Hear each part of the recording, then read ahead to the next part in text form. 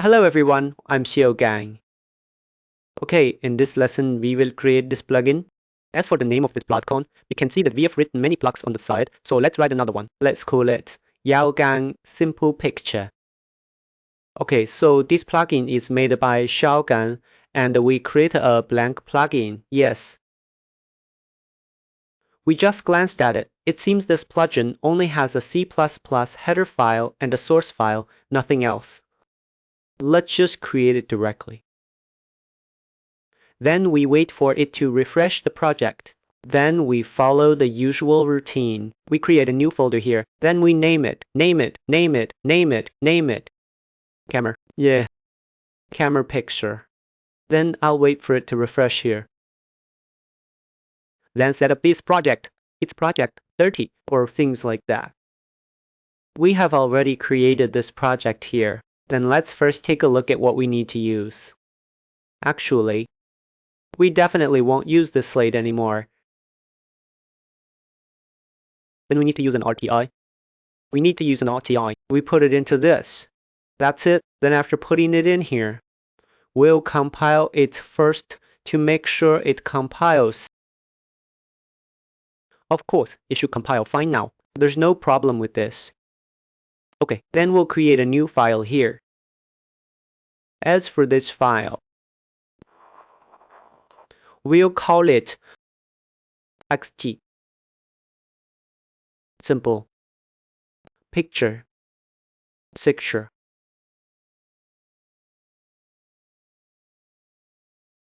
This name is good. Save action. This name is good. Let's think about it and just use this name. Actually, we can call this name picture. We mainly read it from the dedicated target 2D and export it as PNG. We know this name. We call it our visual step action. Okay, our image visual step action. We give it a CPP. Then we refresh the project here.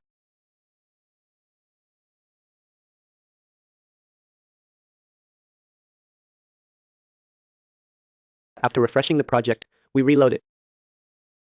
After reloading, we haven't written any code yet. So let's first set up this initialization environment. Then here we need to include its header file.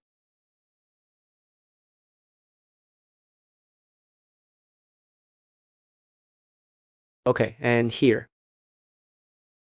At this point, compiling again should be fine. We should still need a log. We can define a log. Let's put it here. This log should be static. Then in Xiaogang Simple Picture, we just need to use it inside this. The other one is display. Let's see if it compiles successfully. Okay, this compilation passes without any issues. Okay. Then on our end, let's start by launching the project. Launch the project and first modify our level and EPTA for this setting.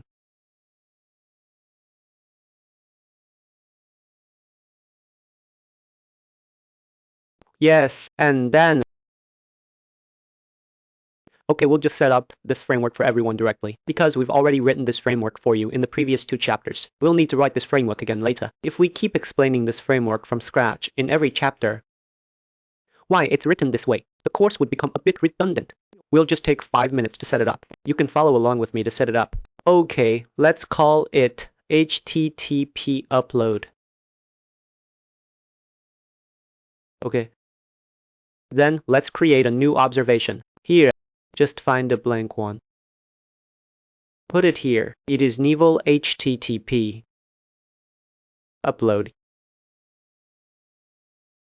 Then we specify it in project 30. That's it. Okay. Alright. After specifying it, we come back. Then we start writing our framework code. We'll just handle it with one file. First, we need to include our blueprint function library. That's no problem. Next, we need to include our reflection file because here we will definitely be using new classes. So we need the reflection file. Okay, after including the reflection file, we need to declare an execution pin here because this is going to be a blueprint node.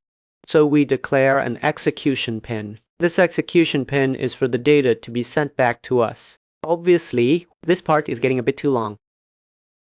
Let's simply modify it. Let's just make it Xiaogang Simple Picture delegate. Then it will return an ID result for this action. And if there is information, it will tell you. The most important thing is this data. If you have data, you need to write it like this. Only then can it receive this TR8 data. Then we will first make a forward declaration on our end. Because we need to use uText, right? So we will read data from UX30. So we will use this class later. We don't want to include it in the header file. Then we count it as uClass. And this is what we do in HT-time. Obviously, we need to make it remove the default execution pin, so we add a metadata to it, because this execution pin requires us to satisfy our dynamic multicast output settings, so we need to hide it. And here we need an export macro, because this thing of ours is meant to be used in other modules. We need an export macro. After exporting the macro, we need to write this name.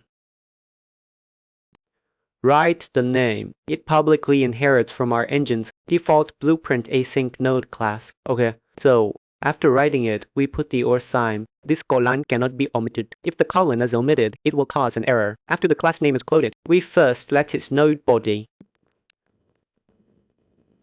generate a file being displayed. Then next we go public.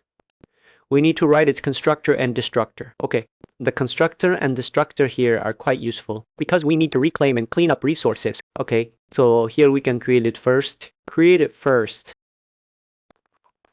There are still many things we haven't written yet. Let's leave them empty for now. Then next, we need to expose this thing. Expose it. Okay? How should we write this thing? I'll just leave it as is. This is the actual blueprint node. It is blue-codable, and it will need to return something, a pointer of type uClass. As for its name, we can just use this name directly, and here it needs to start with U. This place does not start with U, then it will report an error here. It will report an error when compiling later. Okay, then we need to pass in uTextRD, and also whether to save this local PNG means we don't need to save a PNG, right? Because sometimes we need to check it locally. Raw. So here we need to improve this part. Okay, so this is to generate our blueprint. Actually, it generates our blueprint node. This kind of behavior. Okay, let's first look at it when it's empty. After that, because we also need to rewrite this override method. It's equivalent to if you call it from the C++ layer. You need to first define this interface, get this object, get its actual object. Then call activity. Only then can you call it from C++. We have explained the reason for this to everyone. If you are in Blueprint, you can just call it directly because Blueprint, when calling Blueprint nodes, it calls it for you automatically. And here, this Witcher internal is the code we actually need to execute. Like this. Yes. Because we want it to execute across frames. Yes. Because we only need to skip one frame. Actually, whether this frame is earlier or later, it doesn't really matter.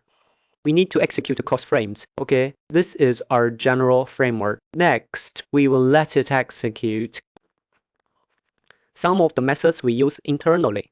First, we definitely need to release resources because we have asynchronous elements in between. We will hold some key information and such. So this is releasing resources. As for this resource release, we hope this interface can be called repeatedly. It only needs to be called once to take effect. When this uClass is destructed, we need to release resources. There is no issue with this. Then when we succeed, we need to trigger this pin to execute this dynamic multi-wave. As for these two function methods, it's roughly like this. We call it because we also want this execution to be the callback result should also be executed in one step. Okay, then prepare. Finally, we write our member variables. Obviously, this place has 3 execution pins. Right, so we write 3 execution pins. The first execution pin, the second is the OnSuccess pin, the third is the OnFail pin, corresponding to our blueprint node. Okay, next, we supplement the intermediate data we use in whole. First of all, this we let it generate itself during construction, and this UXRD we need to attach a property pointer because we want this UXRD to always exist here. Then, regarding whether it exists locally by default, we consider it does not exist locally. You'll need to manually check this default. Okay, alright, so let's continue. This shouldn't be too fast, right? Although we say we do it all in one go. First write the same file, then write some CPP. But earlier we wrote something like additive time for everyone. It should be written here, as you can see. This each time, we have already written it once for everyone. The previously written part should be here. It's exactly the same way of writing. You can see they are all reload success span. Then 3 execution pins. The data held during this holding process. The difficult node to use. Then hook to the function and destructor. So this should be fine. Should be no problem. Then let's bring some things back to our side. Let's go back to our side. Let's refine some methods further. First, we definitely need to refine the course method. Okay. As for this cozy method, we'll just copy it over. We'll just copy this delegate or the delegate here. We copy the success one.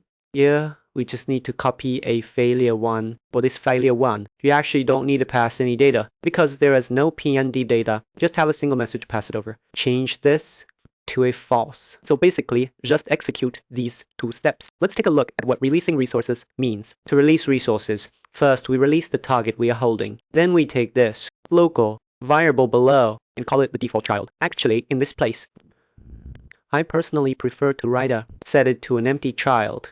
Of course, actually here, it should be fine if you don't write it. I'm just used to it. What support do I need to apply for? I'll write it here. Actually, when this object is absorbed and purchased, the things on these stations will all be destroyed.